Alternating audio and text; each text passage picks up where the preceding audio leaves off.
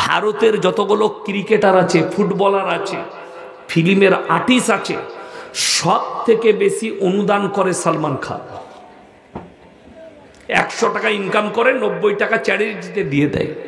কোনো বাচ্চার যদি ক্যান্সার হয়, আমার কাছে তথ্যটা নিয়ে রেখে দেবে, কোনো বাচ্চার ক্যান্সার হলে বোম্বেতে গিয়ে টাটা মেমোরিয়ালে নেমেই আগে খোঁজ নিবেন সালমান খানের অফিসটা কোথায় চ্যারিটির, তার অফিসে গিয়ে যোগাযোগ করবেন, আপনার ছেলের ফ্রি চিকিৎসা, 1 টাকা লাগবে না, যাতায়াতের পয়সাটাও ফ্রি।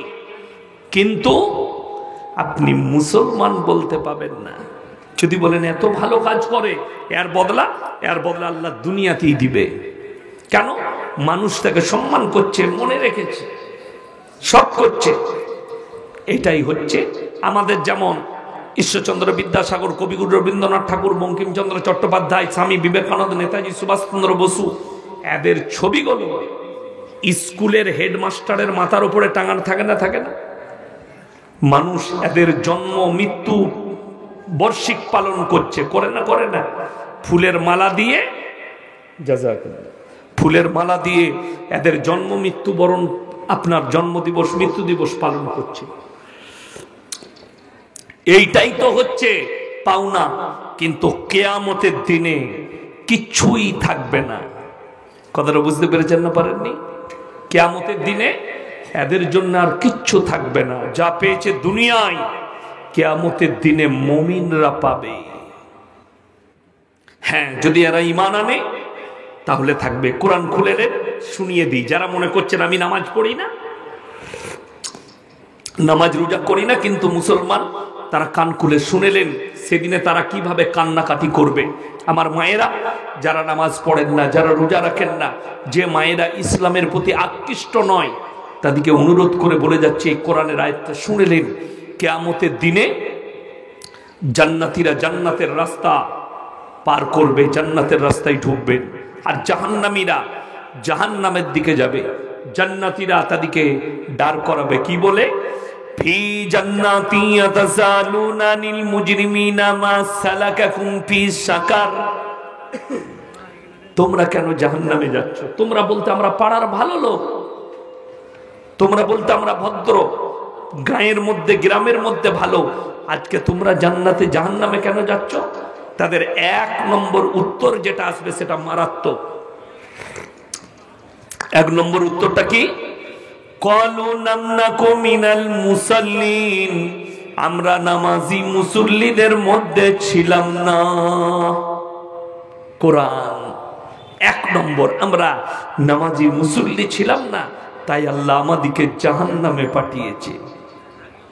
ওয়ালাম নাকু নুতিমুল মিসকিন, এবং আমরা মিসকিনকে খানা খাওয়াইতাম না, তাই আল্লাহ আমাদিকে জাহান্নামে পাঠিয়েছেন।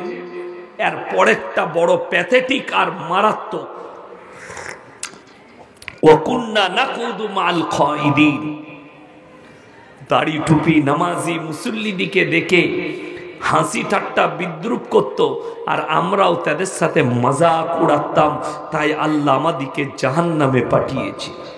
হে আমার বাবাজিরা, নামাজ পড়তে পারো না, আল্লাহর কাছে কাঁদো, আল্লাহ আমাকে নামাজ পড়ার তৌফিক দাও। কিন্তু কোনো দাড়ি টুপিওয়ালার মজাক উড়িও না, নামাজির কোনোদিন মজাক উড়িও না। তারা বলবে হাম মজাক উড়ানে वालों में से थे, इसीलिए अल्लाह ने हमको जहन्नम में भेजा। কঠিন পরিস্থিতি দাঁড়াবে। সবাই নামাজ পড়বেন তো? জোরে বলুন ইনশাআল্লাহ। নামাজ কেউ ছাড়বেন না। হে আমার যুবক, হে আমার যুবতী, আমার ভাইয়েরা, নামাজ অবশ্যই পড়বেন। নামাজ মারাত্মক একটা হাতিয়ার। কিসের? নোংরামি থেকে বাঁচার। ইন্না সলাতা তানহা আনিল ফাহশাই ওয়াল মুনকার, নিশ্চয়ই নামাজ এমন একটা ইবাদত, মানুষকে অশ্লীল কাজ থেকে সরিয়ে ভালো কাজের দিকে নিয়ে যায়। আগে চলুন আমার ভাই, দেখুন বেঈমান কাফেরদের একটা মেহনত, তারা কতটা কামিয়াবি লাভ করেছে জানেন? তাদের মেহনত, এই সমস্ত মুসলিমরা এরা যেন কোরআন থেকে বিচ্ছিন্ন হয়ে যায়, এদের সম্পর্ক কোরআনের সাথে না থাকে, এদের সম্পর্ক মাদ্রাসা মসজিদের সাথে যেন না থাকে, এদের সম্পর্ক যেন ছিন্ন হয়ে যায়। এরা যেন বেঈমান কুফরির পথে চলে। এইটাই হচ্ছে তাদের মিশন, আর তারা তাদের মেহনতে কামিয়াবি লাভ করেছে। যদি বলেন কেমন করে, তাদের কামিয়াবিটা বলে দিই, তারা কিভাবে কামিয়াবি লাভ করেছে। আজকে আপনি বলুন ইমানদারির সঙ্গে, কটা বাড়িতে বাংলা মানে কোরআন আছে? 100টা ফ্যামিলির মধ্যে আমার মনে হয় 70 থেকে 80টা ফ্যামিলিতে বাংলা মানে কোরআন নেই। আপনি আপনার পরিবারকে কিনে দিতে পারেননি, আপনার ফ্যামিলিতে বাংলা হাদিসের কিতাবগুলো আনতে পারেননি। বড় বড় আলেমের লেখা দামি দামি বই, যেগুলোর দ্বারা আকীদা ঠিক হবে, যেটার দ্বারা আপনি শিরক বিদআত জানতে পারবেন, যেটার দ্বারা আপনার ঈমান মজবুত হবে, সেই কিতাব আপনার বাড়িতে নেই। যদি আছে তো কি আছে? বেঈমান কাফেরদের দিয়া মারাত্মক অস্ত্র মোবাইল, যেটার দ্বারা ঈমান চুর চুর হয়ে ধ্বংস হয়ে যাবে। অবাক হবেন আজকাল যে পরিস্থিতি দাঁড়িয়েছে, সামনে মাধ্যমিক পরীক্ষা আসছে, বাচ্চা মাধ্যমিক পরীক্ষা দিয়েছে, ফার্স্ট ডিভিশন পেয়েছে, নানিকে ফোন করে বলছে লাতনি, নানি আমি ফার্স্ট ডিভিশন পেয়েছি, আমাকে একটা মোবাইল লাগবে। নানির কাছে পয়সা নেই, নানার কাছে পয়সা নেই, গ্রুপ লোন নিয়ে নাতনিকে ফোন কিনে দিয়েছে। এক তো সুদের পয়সা, হারামের পয়সা, দ্বিতীয় আর এক হারাম কিনে দিল, যেটার দ্বারা সে জিনাতে লিপ্ত হয়। একটা মোবাইলের দাম 15,000 মিনিমাম, কিন্তু একটা কোরআনের দাম 500 টাকা। দামি একটা বাংলা মানে কোরআন লাতনির হাতে তুলে দিয়ে বললে, এই মাস ছুটি থাকবে, কোরআনের মানেগুলো দেখো আর নামাজটা ছাড়ো না, নামাজটা পড়ো। আপনার লাতনি দিনদার হতো। কেন বলছি জানেন? কত বিপজ্জনক। আমার কাছে একটা বর্ধমান জেলার লোক হঠাৎ রাত্রে ফোন করলো, কটাই? রাত 2টোয়। তখন জলসার সিজন ছিল না। আমি মাদ্রাসা থেকে রাত 10টা 11টায় বাড়ি গেছি, ঘুমাচ্ছি। রাত 2টোর সময় ফোন, হুজুর একবার উঠে আসতে পারবেন? আমি বললাম এত রাত্রে গিয়ে কি করব, আমি ফজরের সময় যাচ্ছি। বলে হুজুর একবার আসুন না, বিপদ হয়েছে। আমি বললাম মাদ্রাসার গেটে দাঁড়াও, আমি যাচ্ছি। আমি ফোন করে গেটম্যানকে বললাম গেটটা খুলে অফিসে বস করাও। আমি গেলাম আমার স্কুটি নিয়ে, বাড়ি থেকে একটু 300 মিটারের ভেতরে মাদ্রাসা। আমার অফিসে বসে আছে, নানি আছে, নানা আছে, আর তার একটা বেটা আছে। বড় ছেলেটার বিয়ে শাদী হয়েছে। কি হয়েছে বাবু? হুজুর খুব বিপদ। কেন? তো ও নানা বলছে এই নানি ভালোবেসে লাতনিকে একটা মোবাইল কিনে দিয়েছিল। লাতনির বয়স কত? 13 বৎসর। কত বললাম? 13। কি হয়েছে বাবু? বললে হুজুর একটু বলে দেন ফোন করে, মুর্শিদাবাদে অমুক থানায়, আমি থানাটার নাম করব না, রেকর্ডিং হয়। কি হয়েছে? একটা ছেলের সাথে পালিয়ে গেছে, ফোনের মাধ্যমে প্রেম করে। খোঁজ নিলাম, ছেলেটার অলরেডি একটা স্ত্রী আছে, বিবাহিত ছেলে। আপনি ভেবে দেখুন যে এই মেয়েটা গেল কেন? এর জন্য দায়ী কি ওই মহিলা, ওই মেয়েটা, বাচ্চা মেয়েটা? না, এর জন্য দায়ী হচ্ছে আর ফ্যামিলি, আর মা বাপ, আর নানি। যেহেতু তার বয়স হয়নি, তাকে জিনা করার যন্ত্র কিনে দিয়েছে, আসক্ত হয়ে পালিয়েছে। বড় কষ্ট লাগে। প্রশাসনকে ফোন করে মেয়েটাকে আনা হলো, তারাই পৌঁছে দিয়েছে, প্রশাসন বাবুরা, তারা মেয়ে ছেলে অফিসারের দ্বারা পৌঁছে দিয়েছে ওই থানায়। বাচ্চা বড় কষ্ট লাগে। ওই জন্যই আপনারা আলেমদের টাচে থাকুন, ইসলামের টাচে থাকুন। কিয়ামতের প্রথমে, কিয়ামতের মারাত্মক আলামতটা যারা বাবা আছেন শুনে যান, যারা নানা নানি বেঁচে আছেন তারা শুনে যান। কিয়ামতের মারাত্মক আলামতের মধ্যে একটা আলামত হচ্ছে রাস্তাঘাটে কুকুরের মতো নারী পুরুষ জিনা করবে। এটা কিয়ামতের আলামতের মধ্যে একটা আলামত। সেই আলামত প্রকাশ হতে চলেছে। গতকালকে দেখলাম মোবাইলে একটা বগল কাটা জামা পরে একটা মেয়ে, এইটুকু পোশাক পরে আছে, তার জাং ফাং পা গোটাই বেরিয়ে আছে। একজন বাবার সঙ্গে ভ্যাস হচ্ছে, তার সঙ্গে তর্কতর্কি। কি?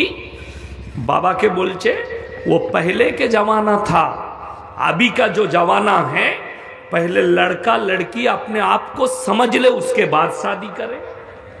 তার বলার মাধ্যম হচ্ছে যে একটা ছেলে আর মেয়ের রিলেশনে থাকবে, 1 বছর রইল, 6 মাস রইল, যদি তারা বুঝতে পারে যে এর সঙ্গে আমার মনের মিল খাচ্ছে, ঘর করতে পারবো, তখন তারা বিয়ে করবে। যদি মনে হয় চলবে না, আবার অন্য ছেলে গ্রহণ করবে অন্য জোড়ার সঙ্গে। জোরে বলুন না নাউজুবিল্লাহ। এটাকে ইসলাম স্বীকৃতি দেয়? কোন ধর্মই দিবে না স্বীকৃতি। বড় কষ্ট লাগে কোথায়? ওই জায়গায় লাগে। বাবা কিন্তু খুব সুন্দর উত্তর দিয়েছে। মেয়েটা বলছে আবি তো আকসার ডিভোর্স হো যা রাহা হ্যায়। বেশিরভাগ এখন ডিভোর্স হচ্ছে না, হয়নি, ছাড় তাল্লাক। তার কয়েকটা মূল কারণ আছে। তার কারণ হচ্ছে, মারাত্মক কারণের দিকটা হচ্ছে, বিয়ের আগে একাধিক ছেলের সঙ্গে যদি একটা মেয়ে মিলামিশা করে, আর বিয়ের আগে যদি একটা ছেলে একাধিক মহিলার সঙ্গে মিলামিশা করে, বিয়ের পরে তাদের দাম্পত্য জীবন সুখী হতে পারে না। প্রত্যেকটা কচি কাঁচা মেয়েকে বলছি, কোরআনে আছে আল্লাহ তোমাকে যে যৌবনটা দিয়েছে, মুমিনদের আখলাক, ওই যৌবন হচ্ছে তোমার স্বামীর আমানত। পুরুষরা, যুবকরা, তোমাকে আল্লাহ তাআলা যে লজ্জা স্থান দিয়েছে, এটা তোমার স্ত্রীর আমানত যৌবনটা। এটা যদি তুমি জিনার রাস্তায় খরচ করো, তোমার দাম্পত্য জীবন সুখী হতে পারে না। আমি ইয়াসিন বলে গেলাম। জিনাতে লিপ্ত হইও না। ওই জন্যে উপযুক্ত বয়সে বিবাহ দিয়ে দাও সন্তানদের, মেয়েদের। আমাদের সমাজের একটা কি আছে, ছেলের বয়স হয়ে গেল 25 বছর, বিয়ের বয়স পেরিয়ে যাচ্ছে। বাপকে জিজ্ঞেস করো তোমার ছেলের বিয়ে দিবে না? না না, ছেলে নিজের পায়ে দাঁড়াক, তারপরে বিয়ে করবে। ও নিজের পায়ে দাঁড়াতে দাঁড়াতে শেষকালে দেখবেন ওরা ছেলেই হবে না বিয়ের পরে। আমার এক বন্ধু চাকরি পেয়েছে, চাকরি পাবো দিয়ে বিয়ে করব, 38 বছর বয়সে চাকরি পেয়েছে। 39 বছর বয়সে বিয়ে করেছে, 1 বছর পরে ছেলে হয়েছে 40 বছরে। 3 বছর পরে দেখা বাজারে, ভাই বিয়ে শাদী করলে? জি জি করেছি। কটা ছেলে পিলে হলো? হুজুর একটাই হয়েছে। আর লিবে না? আচ্ছা, একটা ছেলে 40 বছরে বাচ্চা হলো, 3 বছর বয়স, 40 আর 3 কত? কথা বলে না? 43 বছর বয়স। আমি বলছি আর ছেলে লিবে না? একটাকেই ডাক্তার করব, ভালো করে মানুষ করব, হুজুর আর লিবো না। আমি, তুই লিবি নাকি? তোর তো আর হবে না, গোডাউন খালি। 43 বছর বয়স আর ছেলে হয়, তুই তো বুড়ো হয়ে গেছিস। বিয়ের মজা পাবি কোথায়? উপযুক্ত বয়সে বিবাহ দাও। সব থেকে মারাত্মক দিক, বেঈমান কাফেররা এই মেহনত করেছে। বাবা তাকে বলেছে डिवोर्स के पहले वजह यह है शादी से पहले बहुत सारे लड़के के साथ संबंध करना। अच्छा, আপনাকে বলে দিই, বিয়ের আগে দেখবেন আমাদের কথা আছে, কোন কুকুর যদি 7 ঘাটের পানি খায়, 1 ঘাটের পানি তাকে ভালো লাগবে?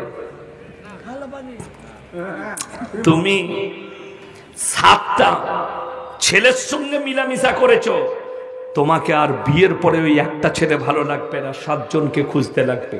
ইসলাম ওই জন্য নিষেধ করেছে কোরআনে, ওয়ালা তাকরাবুজ জিনা ইন্নাহু কানা ফাহিশা ওয়া সাআ সাবিলা। ব্যভিচার করা অনেক দূরের কথা, যে রাস্তায় ব্যভিচার হয় সেই রাস্তার ধারে পাশে তোমরা যাতায়াত করবে না, এটা কোরআন। সেই রাস্তার ধারে পাশে যাতায়াত করো না। আজকে বলে দিই, আপনি যে যুগটা অতিক্রম করছেন, বর্বরতার যুগ আসছে, শিক্ষিতর যুগ নয়। কিয়ামত কাছে আসছে না দূরে যাচ্ছে? কাছে আসছে। কিয়ামত করিবান, কাছে। এই জন্য মাথায় রাখবেন, আল্লাহ রাসূল সাল্লাল্লাহু আলাইহি সাল্লাম বলেছেন, কিয়ামতের পূর্বে বর্বরতার যুগের পাপগুলো মডেলিং হয়ে পৃথিবীতে ফিরে আসবে। মডেলিং হয়ে, আজকে তো সেইগুলোই আসছে মডেলিং হয়ে। মানুষ, আজকে আপনাকে দেখিয়ে দেবো, আপনাদের এলাকায় অনেক আছে, বিশেষ করে মালদা, মুর্শিদাবাদ, দিনাজপুর আর নদিয়া। আমার বর্ধমানে পাবেন না। আমাদের বর্ধমানে যদি কেউ এখন বেটার বিয়েতে যৌতুক চায়, তাকে পাড়ার লোক ঘৃণা করে। বিশ্বাস করুন, আমি আমার গ্রামে 40 থেকে 50টা এমন বিয়ে দেখলাম, সব বিনা পয়সায়, 1 টাকা লোক। ওই জন্যই তো লাভ ম্যারেজ বেড়ে গেল। কাদের জন্য? মেয়ের বাপের জন্য, ছেলের বাপের জন্য। যৌতুক নিবে তো দেখতে পাবে সে কার মেয়েকে নিয়ে পালিয়ে এসছে, টাকাও পাবে না, পয়সাও পাবে না। যৌতুক লিয়া হালাল না হারাম? কথা বলে না এরা। যদি হারাম হয়, যে লোকটা নিজের ছেলের বিয়েতে যৌতুক নিচ্ছে সে হালাল কাজ করলো? হারাম। আমি একটা জলসাই বলেছি যে যদি মনে হয় যে আমাকে পয়সা নিতে হবে, আমার কাছে পয়সা নেই, গলায় গামছা দিয়ে বেটার হাটে নিয়ে যাবে, পাঁঠা বিক্রি করতে এনেছি আমি। পয়সা নেই, পাঁঠা বেচবো, আমার বেটাকে বেচতে এনেছি। আরে আমার যখন বিয়ে হয়, আমার শ্বশুর জিজ্ঞেস করেছে, আমার স্ত্রীকে বলেছে, আমার নিজের ফুপা হয়, জামাইকে জিজ্ঞেস করবে ক মিটার ছিট লাগবে ঈদে। আমি বললাম যে তোমার আব্বাকে বলবে যে তোমাদের গ্রামের লোকের ক মিটার লাগবে, আমি বর্ধমান থেকে ধরিয়ে দেবো, টেনে নিতে বলবে। আল্লাহ দিয়েছে, থাকবে না, ছিঁড়া জামাটা কেচে কচালে ঈদের নামাজ পড়বে। এখন তো ঈদের নামাজ পড়তে গেছে, লুঙ্গিটাও শ্বশুর শ্বশুর গুঁদাচ্ছে, আন্ডার প্যান্টটাও শ্বশুরে, জামাটাও শ্বশুরে, তোয়ালিটাও শ্বশুরে। তোর কি? বললে শরীরটা খালি আমার। নাউজুবিল্লাহ। তুমি যৌতুক নিবে, হারাম জিনিস, আল্লাহর কাছে কি জবাব দিবে জানেন? রাসূল আকরাম সাল্লাল্লাহু আলাইহি ওয়াসাল্লাম বসে আছেন, একজন সাহাবী ঈমান এনেছে, কিন্তু এত কাঁদছেন, এত কাঁদছেন। আল্লাহর নবী বললেন, তুমি এত কেন কাঁদছো? ইয়া রাসূলুল্লাহ, আমি আমার বাচ্চা মেয়েকে জ্যান্ত অবস্থায় দাফন করেছি। আমার মেয়ে খালি কেঁদেছে আর বলেছে, আব্বা আমি কি অপরাধ করেছি? আমি বলেছি তুমি দুনিয়াতে এসছো, এটাই তোমার অপরাধ। নবীজি সাল্লাল্লাহু আলাইহি সাল্লাম চোখের পানি ফেলালেন আর বললেন, তুমি কলমা পড়েছো, আল্লাহ তোমাকে ক্ষমা করেছে। কিন্তু হে আমার সাহাবীরা শোনো, যার একটা মেয়ে সে জান্নাতি, যার দুটো মেয়ে বেশক জান্নাতি, যার 3টে মেয়ে সে জান্নাতে আমার সঙ্গে ঢুকতে পাবে। জোরে বলুন সুবহানাল্লাহ। অথচ দুঃখ লাগে, বেদনা লাগে, আপনি মেয়ের ওপরে ঘৃণা করেন। একটা মেয়ে 18 বছর পর্যন্ত পেলে আপনার ঘরে তুলে দিচ্ছে সন্তানের হাতে। রুজির মালিক সকলে বলুন কে? আল্লাহ। আপনার ছেলে যদি বিয়ে করে, রুজির মালিক আল্লাহ। নিশ্চয় তার জুড়ি যখন বাড়িতে আল্লাহ পাঠিয়েছেন, তার রুজির ব্যবস্থাও কে করবেন? আল্লাহ। আমি যখন উত্তরপ্রদেশ লখনৌ কিরাত পড়ি ইরফানিয়ায়, সেই বছরে আমার শেষ পড়া, কুরবানির সময় আমার বাড়ি থেকে ফোন করে আব্বা বললে কুরবানিতে বাড়ি এসো, টাকা পাঠাচ্ছি, টিকিট কেটে নাও। আমি যেখানেই পড়তাম আমি বাড়ি আসতাম না, রমজান ছাড়া। রমজান ছাড়া বাড়ি আসতাম না। গুজরাটে থাকতে আমি 3 বছর পরে বাড়ি এসেছিলাম। তো আমি বললাম কেন? বলে তোমার লেগে একটা মেয়ে দেখেছি। আমার তো ভয় হয়ে গেল যে আমি বিয়ে করে কি খাওয়াবো, লোকে বলে। তো বাড়ি এলাম কুরবানির ছুটিতে, আমার নিজের ফুপুর মেয়ে দেখতে গেলাম। যেদিনে ফারেক হয়ে এলাম, বিয়ে হয়ে গেল। বর্ধমান টাউনে একটা মাদ্রাসায় জয়েন করলাম। মন্না আব্দুল মুজিদ সাহেব হেড মন্না খাগড়াগড় মাদ্রাসা, আমারই বড় ভাইয়ের মতো, খুবই শ্রদ্ধা করেন। তো উনি বললেন, ইয়াসিন আমার কাছেই থাকো, খুব ভালোবাসতেন। বেতন কত? 2500। কত বললাম? 2500। তো আমি মনে মনে করলাম, আল্লাহ 2500 কি করে চলবে? আমার আব্বাজি বললেন যে আরে তুমি 2500ই বরকত পাবে, রুজির মালিক আল্লাহ। আমি বিবাহ করলাম, বিশ্বাস করুন, যেদিনে 2500 বেতন ছিল, যে বরকতটা ছিল, আজকে 2.5 লাখে সেই বরকতটাই আছে। কোনোদিন অভাব বুঝতে পারেনি বিয়ের পরে। ওই জন্যে আর আমাদের 4 ভাইয়ের বিয়ে দিয়েছে আমার আব্বুজি। কারোর শ্বশুর যদি বলতে পারে যে 4 না পয়সা দিয়েছি, আমি সমাজের বুকে আর জীবনে বক্তব্য দেবো না, এটা বাই রেকর্ডিং বলছি। 4 ভাইয়ের বিয়ে দিয়েছে, কেউ যদি কারুর শ্বশুর বলতে পারে 4 ভাইয়ের মধ্যে যে 4 না দিয়েছি, 4 না দিয়েছে আমার মা বাপ, ইনশাল্লাহ সমাজের বুকে আর বক্তব্য দেব না, বরঞ্চ সোনা দিয়ে আমার আব্বা নিয়ে এসছে, 1 টাকা লাগে নাই, খেতে পাইনি, সব থেকে সুখী। বড় কষ্ট লাগে। আপনি যদি সুখী হতে চান, আমি দক্ষিণ দিনাজপুরে, আমার মনে পড়ছে না, আমি বাসে এসেছিলাম অনেক দিন আগে, ট্রেনে 5 বছর আগে। তো জলসা করতে গেলে এক ভদ্রলোকের বাড়িতে রাখলেন, খুব সুন্দর মাটির বাড়ি, দেখছি রং ফং করেছে বাড়িটা। তো দেখলাম একটা দামি গরু বাঁধা আছে। আমি বললাম যে কি ব্যাপার, এই গরুটা তো মারাত্মক। বললে হুজুর আমার মেয়ের বিয়ে, তাই আমি গরুটা কিনেছি, খানা হবে, 2 দিন পরেই বিয়ে আছে, জলসার পরে। আমরা আচ্ছা আচ্ছা। তো আমার কাছে কি প্রকাশ করলো জানেন দুঃখটা, যে মেয়ের বিয়ে তো দিচ্ছি, এই দেখুন এই যে আমার জায়গাটা, আমার বুকটা ফেটে যাচ্ছে। আমি বললাম জায়গাটা আমার বিটির নামে লিখে দিই। বললে না, জায়গা বেচে গাড়ি কিনে দিতে হবে।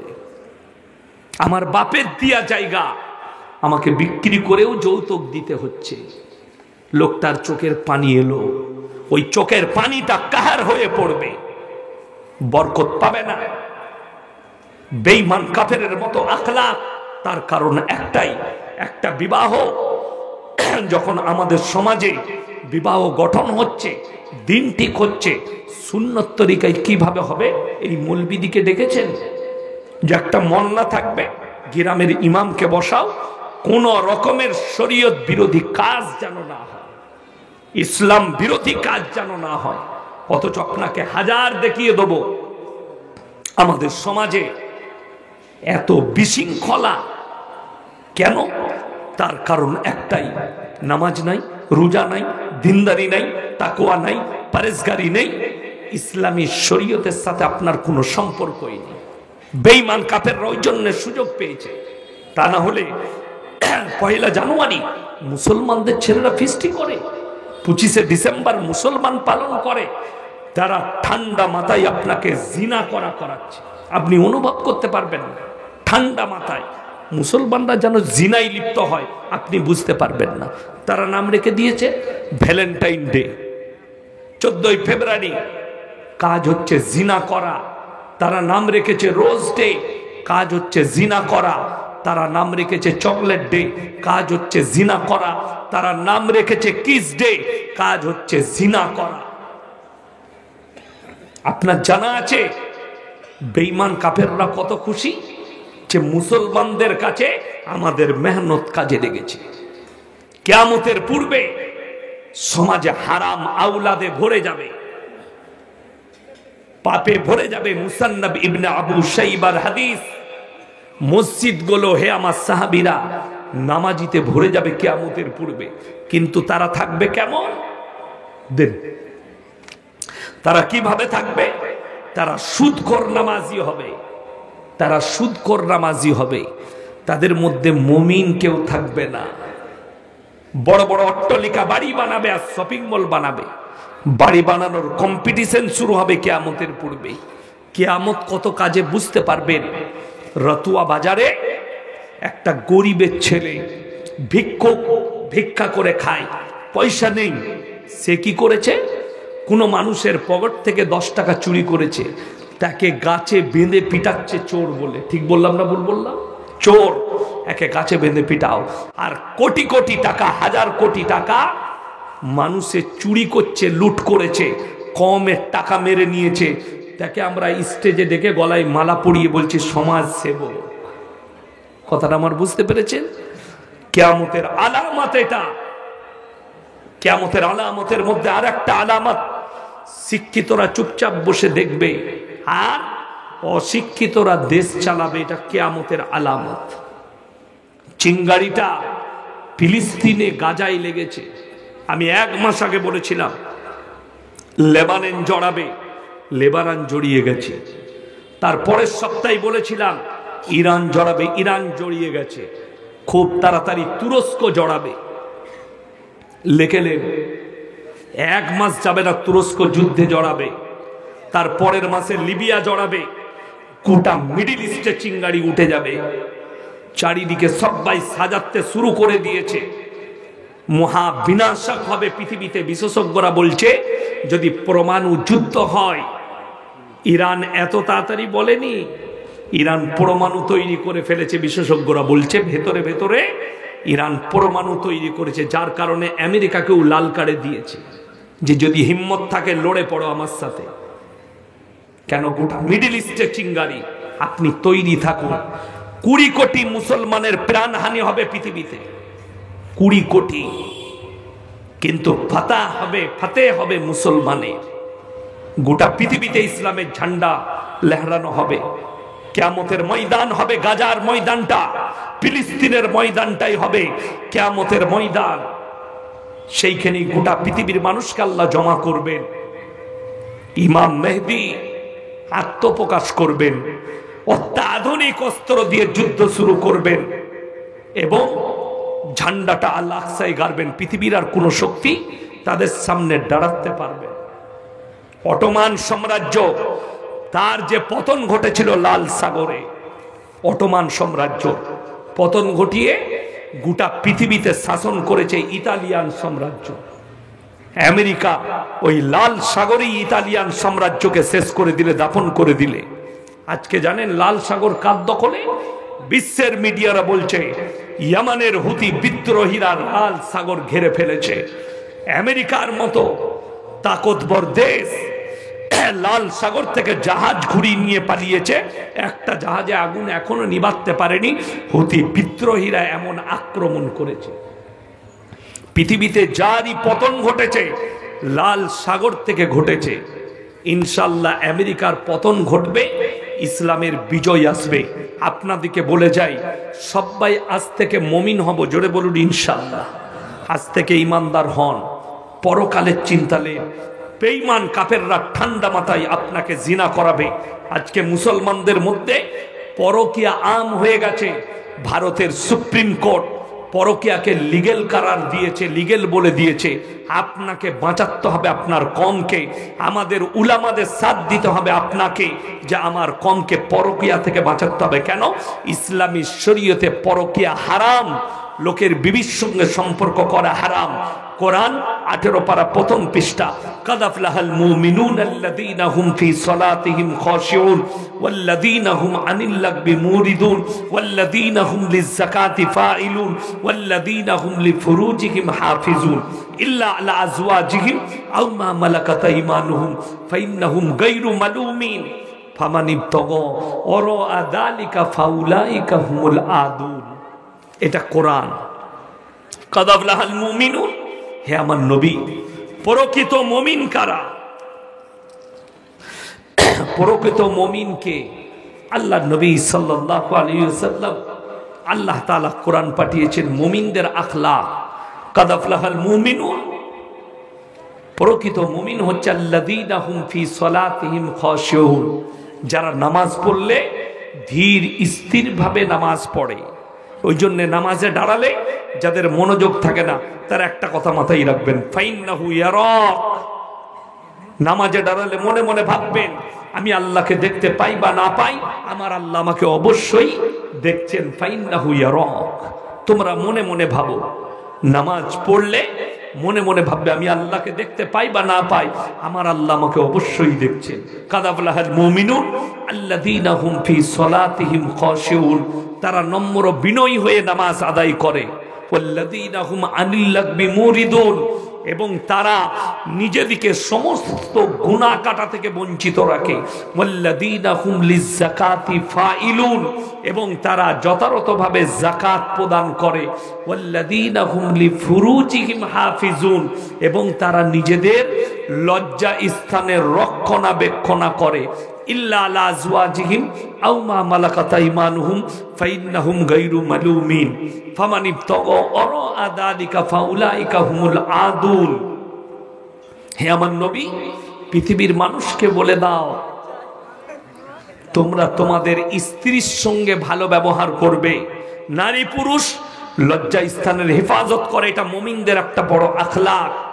তারা নিজেদের লজ্জা স্থানের হেফাজত করবে। তোমার স্বামী ছাড়া তোমার শরীরের হাত দেবার মতো হুকুম পৃথিবীর কারুর নেই। তোমার স্বামী ছাড়া তোমার শরীর কারুর জন্য জায়েজ নয়, হারাম। জিনা করার পাপ হবে, ওইটা তোমার আমানত তোমার স্বামীর জন্য। পুরুষ, তোমার যে যৌবনটা আছে ওইটা আমানত হচ্ছে স্ত্রীর জন্য।